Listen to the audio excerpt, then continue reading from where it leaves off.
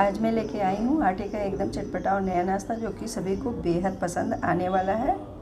दोस्तों एक बार फिर से स्वागत है आपका एक बेहद ही स्वादिष्ट और मज़ेदार सी नाश्ते की रेसिपी के साथ। रेसिपी अगर पसंद आए तो वीडियो को लाइक और शेयर करके चैनल को ज़रूरी सब्सक्राइब कर दें, जिससे आने वाली वीडियो की नोटिफिकेशन आपको मिलती रहे। तो चलिए बनाते हैं बेहद ही स्वादिष्ट और मज़ेदार सा नाश्ता। बनाने की ओर चलते हैं। इसे बनाने के लिए हमने लाल हरी पीली तीनों ही शिमला मिर्च और प्याज लहसुन हरी मिर्च हरी धनिया की पत्ती वगैरह को पहले ही चॉप्ड करके तैयार कर लिया, जिससे नाश्ता बनाना आसान हो जाए। तो हमने अपनी कढ़ाई में डाला हुआ है 1 चम्मच बटर और उसके अंदर में एक प्याज को हमने चॉप्ड करके इसे पकाएंगे और इसे हम तेज़ आंच में पकाएंगे और इसे 2 से 3 मिनट ही पकाएंगे, जिससे कि इसका क्रंच बना रहे। और साथ में हमने 8 से 10 लहसुन की कलियों को चॉप्ड करके प्याज के साथ ही भून लेंगे। प्याज और लहसुन को पकाने के बाद इसके अंदर हम डालेंगे 4 से 5 हमने फलियों को चॉप्ड करके रखा हुआ है बिल्कुल ही बारीक। इसे भी डाल करके प्याज लहसुन के साथ में ही पका लेंगे।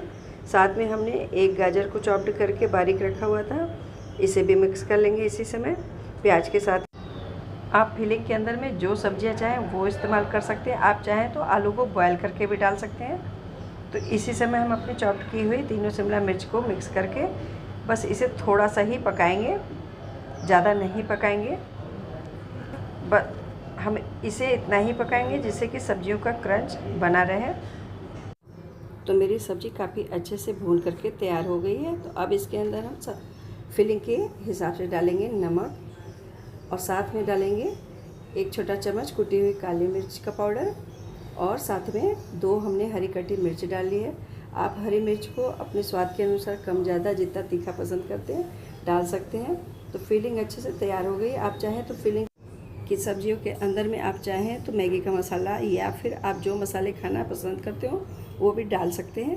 तो अब हरी कटी धनिया डाल के इसे हम मिक्स कर लेंगे और ये फिलिंग अच्छे से तैयार हो गई। अब हम इसे एक प्लेट में निकाल करके फैला लेंगे ठंडा होने के लिए। इसे ठंडा होने के बाद में ही हम यूज करेंगे। अगर सब्ज़ी ठंडी नहीं होगी तो फिलिंग अच्छी नहीं होगी, इसीलिए हमने फिलिंग को पहले तैयार किया हुआ है। अब हम डो तैयार करेंगे। तो एक बाउल के अंदर में 1 कटोरी हम गेहूं का आटा लेंगे, साथ में आधा कटोरी इसके अंदर बेसन मिलाएंगे और 2 चम्मच सूजी को हम स्किप नहीं करेंगे। सूजी से ही नाश्ता खूब बढ़िया बन के तैयार होगा। और बहुत हल्का सा इसके अंदर में नमक और 1/4 चम्मच हमने रेड चिली फ्लेक्स डाला हुआ है, थोड़ी सी हींग डाली है और आधा चम्मच जीरा और आधा छोटा चम्मच कलर के लिए हल्दी पाउडर और आधा ही छोटा चम्मच हमने इसके अंदर में स्वाद के लिए अजवाइन डाली है।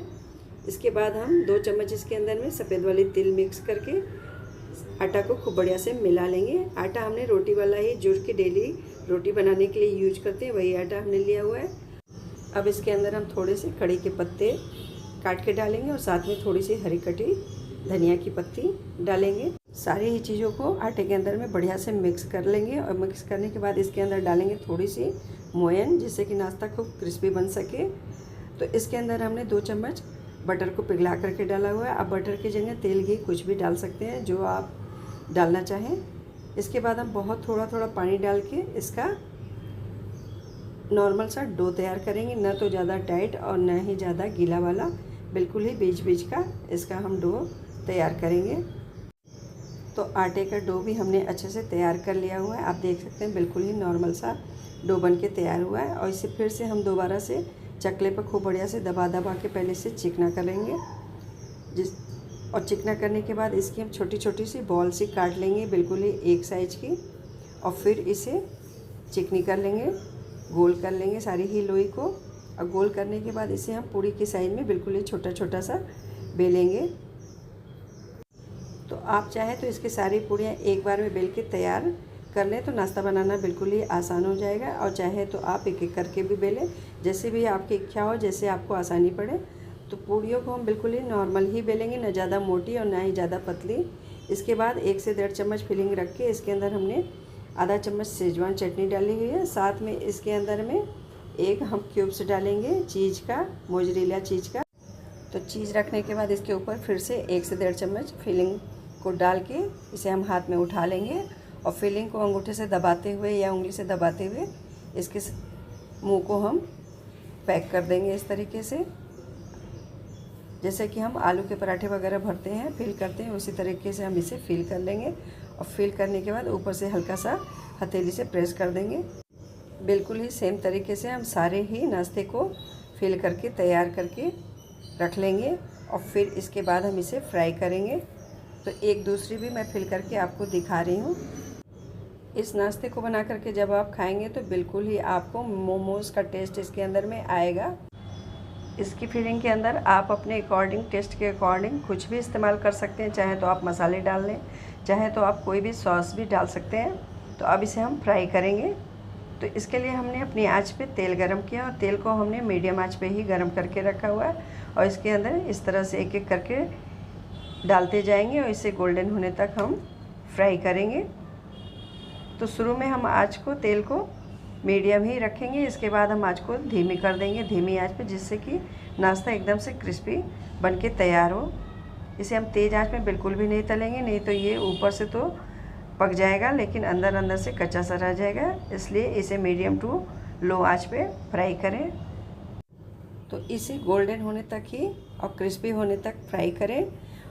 और इसे तलने में कम से कम एक बैच को तलने में 5 से 6 मिनट का टाइम लग जाता है।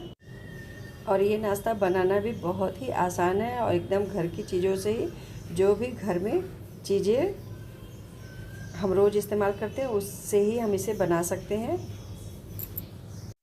आप देख सकते हैं इसका कलर और इसका टेक्सचर, ये कितना क्रिस्पी बनके तैयार हुआ है।